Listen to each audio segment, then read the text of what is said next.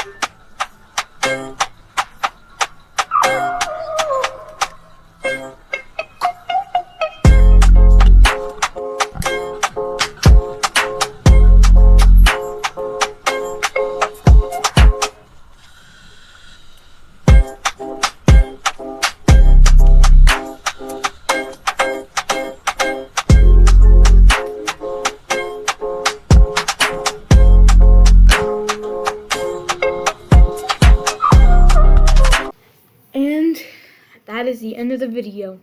Hopefully y'all enjoyed Disney Springs with me. Next part is coming out, and that is going to be Magic Kingdom. Yeah! Also, another part is going to be Animal Kingdom. I don't know if I'm going to post that because I didn't get a lot of rides in because they were almost all shut down. But I will post Hollywood Studios, and I'll see y'all in Magic Kingdom. Bye-bye.